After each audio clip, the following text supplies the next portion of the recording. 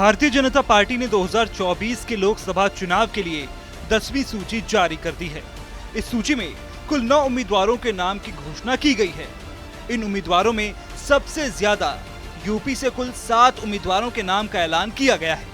सूची के मुताबिक मैनपुरी से जयवीर सिंह, बलिया से नीरज शेखर, मछली शहर से बीपी सरोज, गाजीपुर से पारस नाथ राय, कौशाम्बी से विनोद सोनकर, फूलपुर से प्रवीण पटेल और इलाहाबाद से नीरज त्रिपाठी को मैदान में उतारा गया है। अपने हाईकमान को, पार्टी के वरिष्ठ नेताओं को बहुत बहुत आभार, कृतज्ञता कि जिन्होंने मैनपुरी जैसे समाजवादी पार्टी के घर को तोड़ने का जिम्मा जयवीर सिंह को दिया है।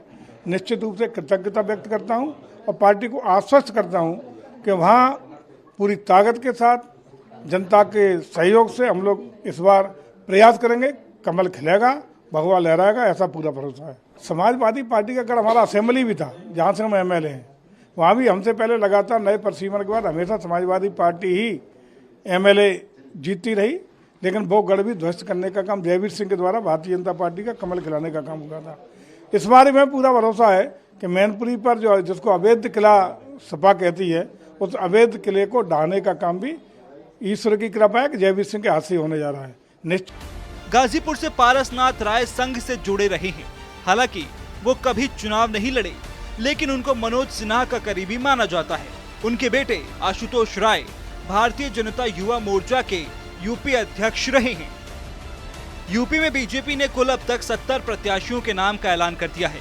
पहली सूची में 51, दूसरी सूची में 13 नाम थे, लेकिन एक प्रत्याशी का टिकट बदला गया था, यानी कुल 12 नए नामों का ऐलान हुआ था। इस सूची में 7 नाम आए हैं। यूपी में 80 में से बीजेपी 75 पर खुद चुनाव लड़ रही है। वहीं 5 सीटें सहयोगियों को दी गई हैं। जिन 5 सीटों पर अभी भी नाम तय होने हैं, उनमें रायबरेली, कैसरगंज, भदोही, फिरोजाबाद और देवरिया शामिल हैं। कैसरगंज लोकसभा सीट की बात करें तो दावा किया जा रहा है कि ब्रजभूषण शरण सिंह हाईकमान के सामने अड़ गए हैं और वो हर हाल में खुद को प्रत्याशी घोषित करने की मांग कर रहे हैं। उधर फिरोजाबाद लोकसभा सीट पर पूर्व वायुसेना चीफ आरकेएस भदौरिया का नाम रेस में चल रहा है।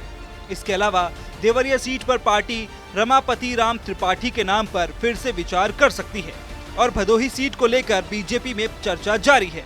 दावा है कि बलिया से सांसद वीरेंद्र सिंह मस्त को बीजेपी इस सीट पर अपना चेहरा बना सकती है। इसके साथ ही रायबरेली लोकसभा सीट पर बीजेपी ने अभी तक प्रत्याशी का ऐलान नहीं किया है। कुछ मीडिया रिपोर्ट्स में सपा के पूर्व नेता मनोज पांडे का नाम चल रहा है। हालांकि अभी तक कोई आधिकारिक जानकारी सामने नहीं आई है। यहाँ सवाल यही है कि जब बीजेपी 70 सीटों पर प्रत्याशियों के नाम की घोषणा कर चुकी है, तो अभी भी 5 सीटों पर सस्पेंस क्यों बना हुआ है।